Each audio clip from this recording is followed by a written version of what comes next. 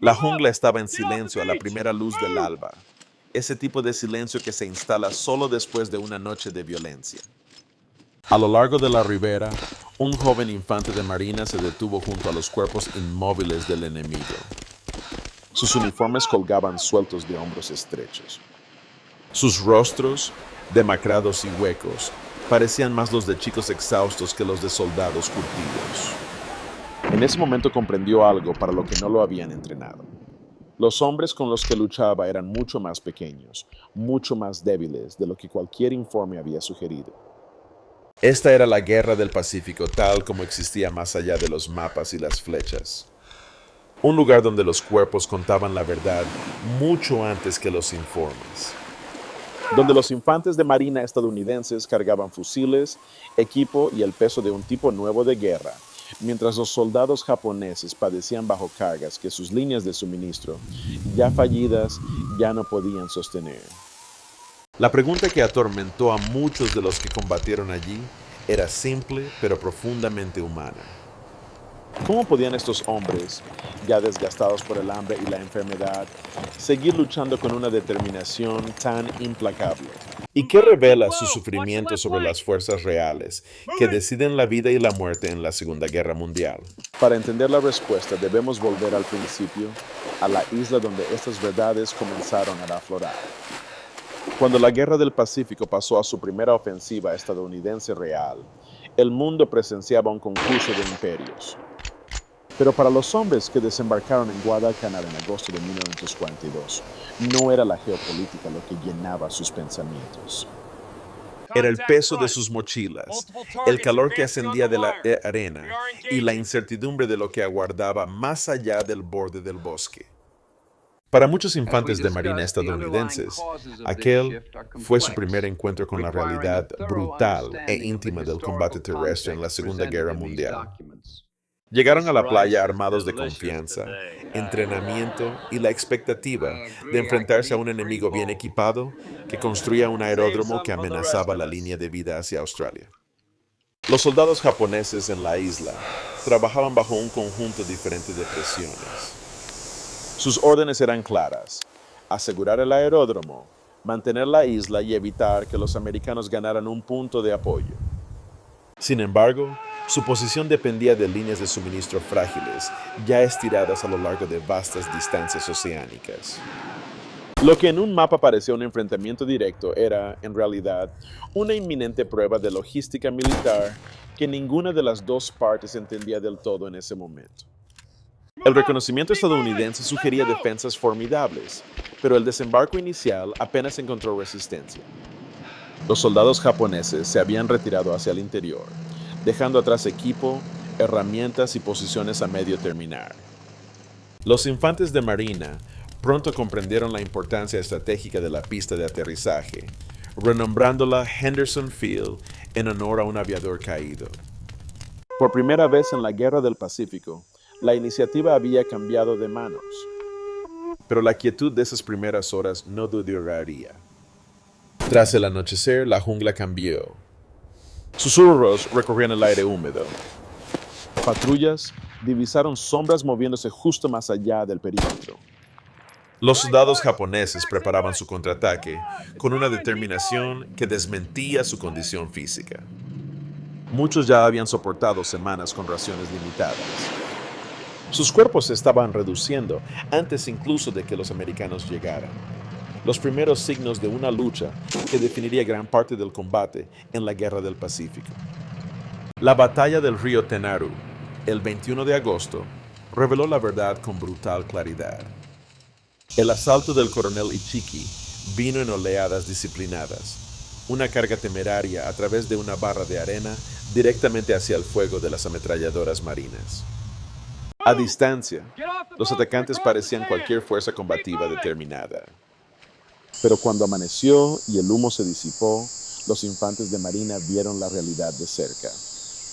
Los soldados japoneses tendidos a lo largo de la orilla eran más pequeños de lo esperado, con miembros delgados y equipo ajustado a cuerpos que habían sido desnutridos mucho antes de que comenzara la batalla. Para los Marines, esa toma de conciencia fue desconcertante. Se habían entrenado para enfrentarse a un enemigo de fuerza equivalente, no a hombres cuya guerra ya los había agotado físicamente. El propio campo de batalla había expuesto lo que los informes no.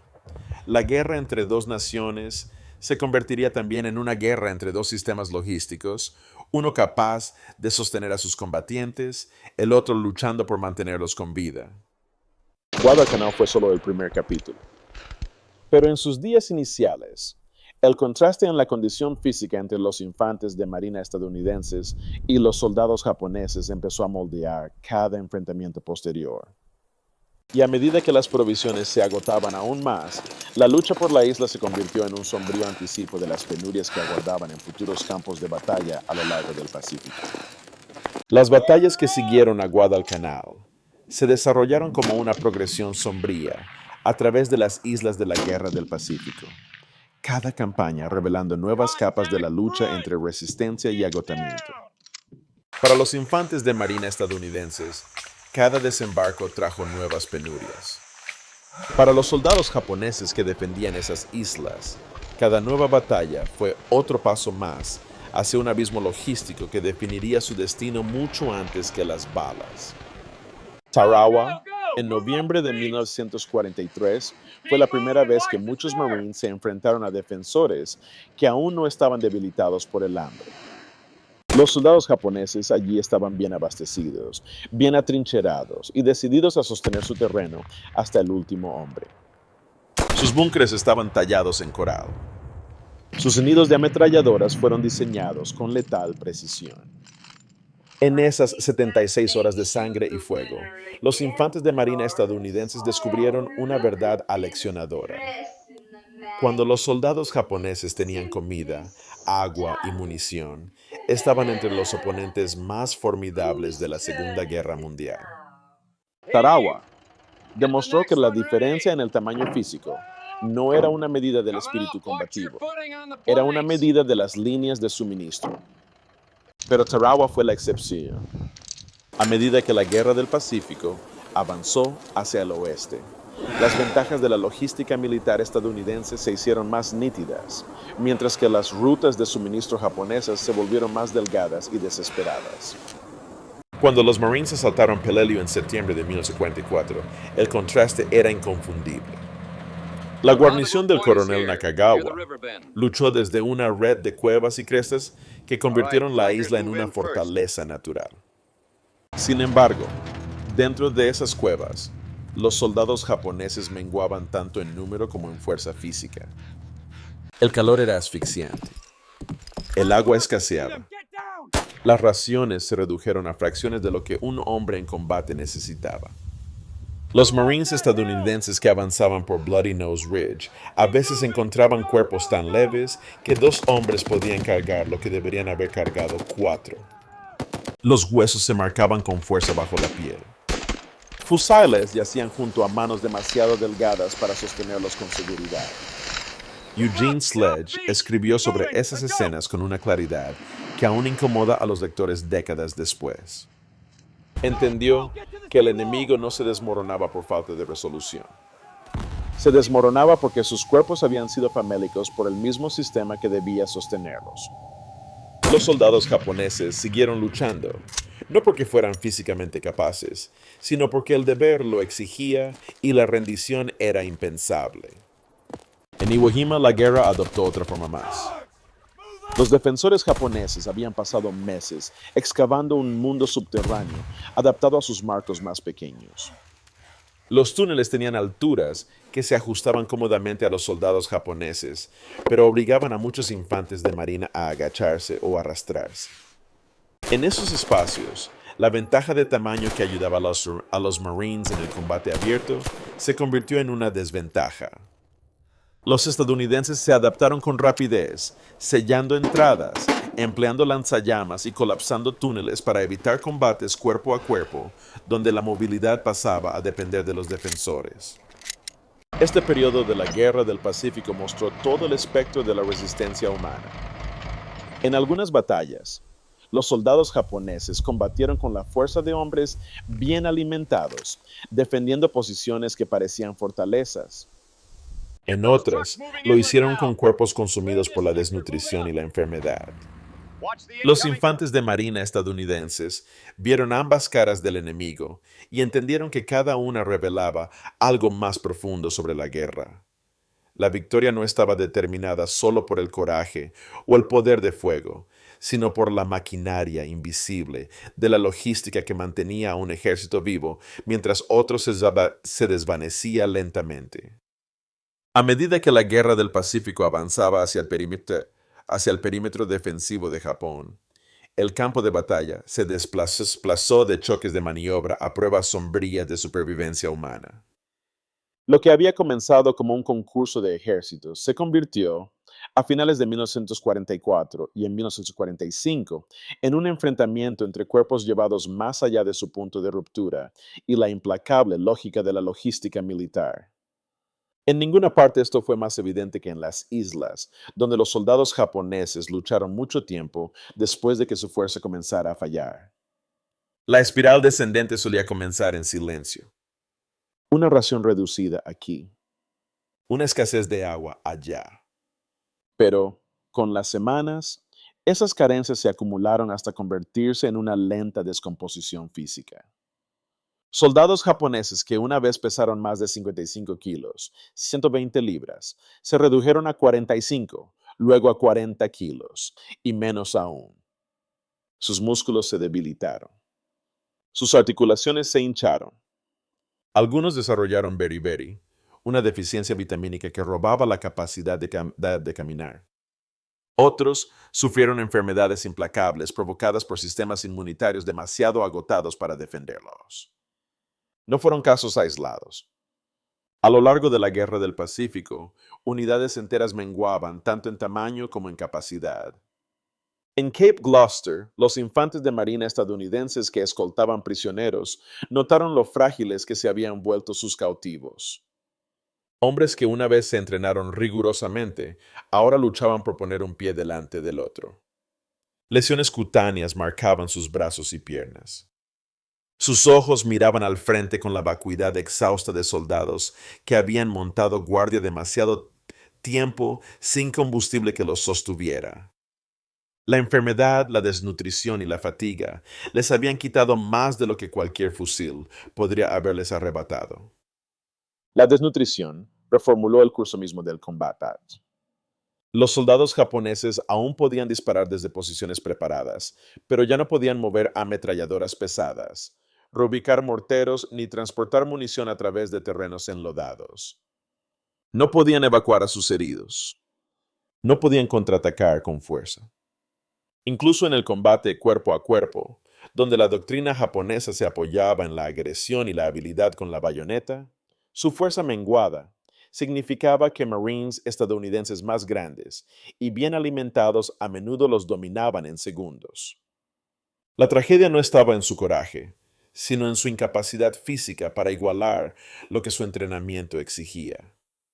Okinawa fue la expresión final y más terrible de estas realidades. Para la primavera de 1945, el 32, el ejército japonés era una fuerza que sostenía una línea imposible. Muchos de sus soldados ya estaban mal alimentados antes de que comenzara la batalla.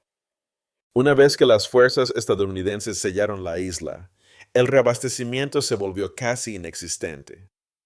Soldados de 40 kilos se esperaban que cargaran fusiles, cavaran fortificaciones y resistieran bombardeos que duraban horas. Permanecieron en sus cuevas hasta que sus cuerpos simplemente dejaron de responder a las demandas impuestas. Para algunos soldados japoneses, escapar se volvió físicamente imposible. No podían huir de líneas colapsadas. No podían nadar las aguas costeras para ponerse a salvo. Incluso si hubieran querido rendirse, muchos carecían de la fuerza para moverse hacia las posiciones americanas. Su guerra terminó no con paradas heroicas dramáticas, sino con muertes silenciosas y no vistas, cuerpos que cedían en la oscuridad de túneles excavados en la tierra.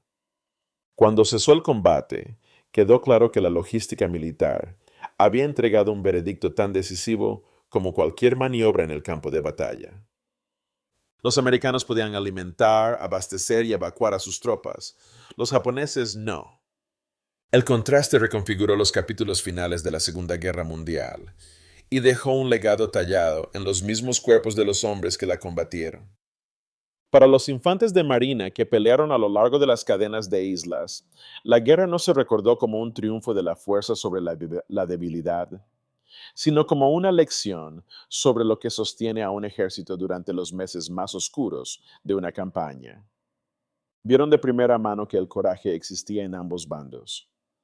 Lo que difería, lo que verdaderamente moldeó la Guerra del Pacífico, era la estructura detrás de los hombres, la comida que consumían, la medicina que recibían y las redes logísticas que los mantenían vivos. Los Marines aprendieron día a día que un ejército moderno solo es tan fuerte como las líneas de suministro que corren detrás de él. Desde el punto de vista estadounidense, el contraste se volvió imposible de ignorar. Donde quiera que avanzaban los Marines, encontraban soldados japoneses cuyos cuerpos contaban la historia de una nación que luchaba por sostener un conflicto global sin la profundidad industrial necesaria para apoyarlo a postre. Los americanos tenían buques hospital en la costa, auxiliares médicos posicionados cerca de las líneas y un sistema de suministro capaz de llevar comida, munición y agua a lo largo de miles de millas. Los soldados japoneses, en cambio, dependían de rutas marítimas cada vez más cercadas por submarinos, aeronaves y bloqueos navales. El resultado fue un enemigo cuya valentía permanecía intacta incluso cuando su cuerpo empezaba a fallar. Estratégicamente, estas realidades reformularon el curso mayor de la Segunda Guerra Mundial. Los planificadores estadounidenses llegaron a entender que ciertas guarniciones japonesas no necesitaban ser derrotadas en combate directo. Solo era necesario aislarlas. La estrategia de avanzar isla por isla, evitando puntos fuertes, cortando sus líneas de suministro y dejando que la logística militar hiciera el resto, no fue simplemente una elección táctica, sino el reconocimiento de que el hambre y la enfermedad ya estaban erosionando la capacidad combativa japonesa. Bueno, fue un cálculo duro, pero que salvó miles de vidas estadounidenses y acortó la guerra. A escala global, las lecciones fueron profundas. Los líderes militares que estudiaron la Guerra del Pacífico concluyeron que ninguna cantidad de disciplina o espíritu marcial podía sustituir los fundamentos necesarios para sostener un ejército. Las naciones que observaron el conflicto entendieron que la guerra moderna no se ganaría solo por los soldados en el frente, sino por fábricas, barcos de transporte y redes de infraestructura lejos de los campos de batalla. La historia de los soldados japoneses, luchando valientemente incluso cuando sus cuerpos se debilitaban, se convirtió en un recordatorio sombrío de lo que sucede cuando una nación sobrepasa su capacidad para sostener a sus propias fuerzas. Al final, la Guerra del Pacífico no solo puso de relieve el poder de fuego estadounidense, reveló una verdad más profunda sobre la resistencia humana, la capacidad nacional y la aritmética implacable de la logística que subyace a todo conflicto moderno. Cuando los cañones finalmente cayeron en el Pacífico, los ecos de la guerra perduraron más no en las fortificaciones destrozadas ni en los paisajes marcados, sino en la memoria de los hombres que se alejaron de ellos. Los infantes de marina estadounidenses trajeron a casa las imágenes de adversarios que habían combatido con una mezcla desgarradora de determinación y agotamiento. Los soldados japoneses, muchos reducidos a poco más que hueso y voluntad, mantuvieron su posición mucho después de que sus cuerpos debieran haberles fallado. La Guerra del Pacífico no dejó ilusiones sobre lo que los seres humanos pueden soportar, ni sobre cuán profundamente pueden sufrir, cuando la maquinaria de la guerra los empuja más allá de sus límites. El legado de esas batallas se extiende mucho más allá de las propias islas. La Segunda Guerra Mundial demostró que la estrategia no empieza en las líneas del frente. Comienza en las bodegas de carga, en los patios ferroviarios, en los astilleros y en los depósitos de suministro. La logística militar demostró ser tan decisiva como el poder de fuego. La capacidad de los Estados Unidos para alimentar, equipar y evacuar a sus fuerzas moldeó el ritmo mismo del conflicto. La incapacidad de Japón para sostener a sus soldados por su parte, escribió la tragedia en la experiencia de cada hombre que luchó bajo un sol naciente que ya no podía proveer para él. Y, aún en medio de estas duras realidades, permanece una verdad más profunda y humana. El coraje de los soldados japoneses fue real, aun cuando el hambre los fue vaciando.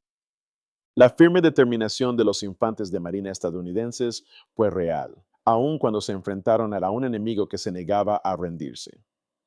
Sus historias, entrelazadas por el sufrimiento y la resistencia, nos recuerdan que las guerras las libran individuos cuyos cuerpos cargan con el peso de decisiones tomadas lejos del campo de batalla. Las lecciones de la Guerra del Pacífico aún resuenan hoy. Avisan a las naciones modernas de que ninguna fuerza combatiente puede sobrevivir sin líneas de suministro seguras. Recuerdan a los comandantes que la logística no es un papel secundario, sino un pilar del poder de combate. Y nos piden que recordemos el costo pagado por aquellos cuya fuerza se agotó mucho antes que su voluntad. Al reflexionar sobre estas historias, les invitamos a compartir su perspectiva. ¿Cuál cree usted que es la lección más duradera de la lucha entre los infantes de marina estadounidenses y los soldados japoneses en la Guerra del Pacífico? Sus ideas importan, porque la historia no solo se registra, se interpreta, se cuestiona y se transmite por quienes eligen recordar. Si valora los análisis de la Segunda Guerra Mundial, que miran más allá de la superficie y exploran las realidades humanas que moldearon su resultado, considere acompañarnos en futuras discusiones. Los campos de batalla pueden estar en silencio ahora, pero sus lecciones todavía nos hablan.